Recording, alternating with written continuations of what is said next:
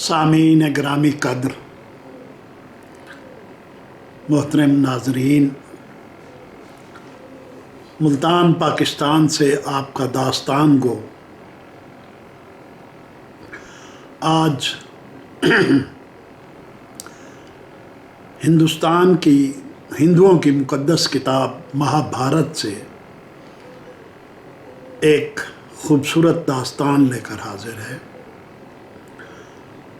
जिसमें औरत ज़ात की पाकीज़गी, तक़द्दुस, दोशीज़गी की ताकत और बीवी की खामन से मोहब्बत, इसार, कुर्बानी के जज्बे को बयान किया गया है, जिसे पतिव्रता महात्मिया कहते हैं।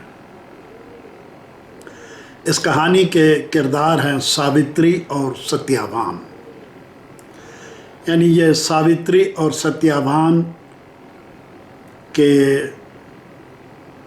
इश्क की दास्तान है।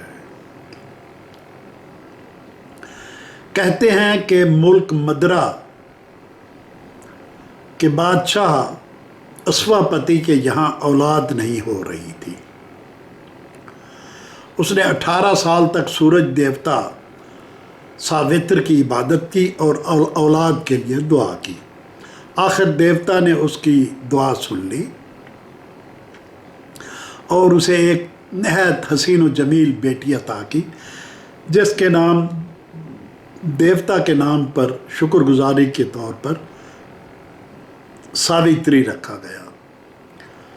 वक्त के साथ सावित्री जवान होकर सैकड़ों गुणों की दिलकश, सलीका शार, आलमा, फाजला, बहादुर और ख़ुद एतमाद दोशीज़ा के रूप में ढल गई। लेकिन अब मसला ये पैदा हो गया कि बादशाह की इतनी खूबसूरत, सुशील, कामनी और पढ़ी लिखी शहज़ादी का रिश्ता मांगने की मुल्क के किसी शख्स में जुर्रत नहीं थी, और ना ही किसी दूसरे मुल्क से किसी अच्छे से हसीन और बहादुर शहज़ादे का रिश्ता आया। काफ़ी इंतज़ार करने के बाद आखिर एक दिन बादशाह ने सावित्री को बुलाकर कहा कि तुम खुद कोई बेहतरीन सा नौजवान ढूंढो जो तुम्हारे म्यार पर पूरा उतरे और जिसके साथ तुम मुतमईन और हंसी खुशी ज़िंदगी गुजार सको। एक दिन सावित्री दरबार के चीदा चीदा बहादुर और तजर्बाकार और समझदार मुशीरों को साथ लेकर अपने मिशन पर निकल खड़ी हुई। वो दूर दराज के कई छोटे बड़े शहरों में गई, आश्रम और खानकाहें खंगाल डाली, बेशुमार मशहूर मंदिरों, ज़ियारतगाहों और मुक़द्दस आस्थानों पर पूजा और खैरातें की और जगह जगह अपने लिए मुनासिब रिश्ता ढूंढती फिरी।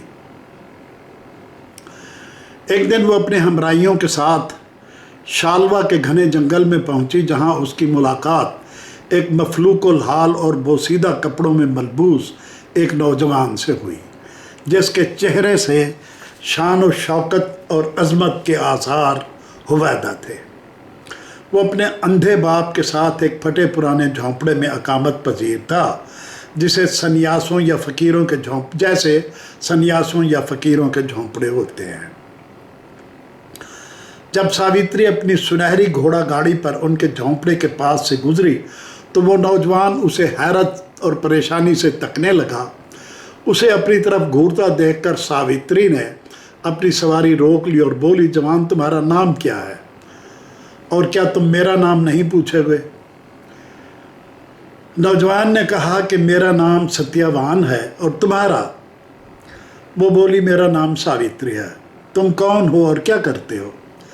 सत्यवान ने बताया, मैं बादशाह दूमत सेना का बेटा हूँ और अपने माँ बाप के साथ इस झोंपड़े में रहता हूँ। मेरे चचा ने मेरे बाप को अंधा करके हमें अपने मुल्क से जिला वतन कर दिया है और हम यहाँ गुर्बत और बेवतनी की ज़िंदगी गुजार रहे हैं। यह कहकर सीतावान मुड़ा और अपने झोंपड़े की तरफ जाने लगा। सावित्री फौरन बोली کسی دوشیزہ کو یوں چھوڑ کر چل دینا شائستگی کے خلاف ہے۔ مہربانی کر کے تھوڑی دیر کے لیے روک کر مجھ سے باتیں کرو۔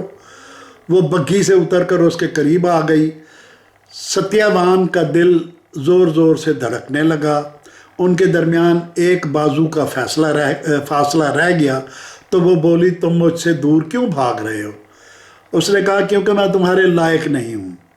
تم اتنی حسین و جمیل ہو کہ مجھے تاب حسن نہیں ہے، اور نہ میں اتنی دلکش اور دلربا لڑکی سے بات کرنے کے قابل ہوں۔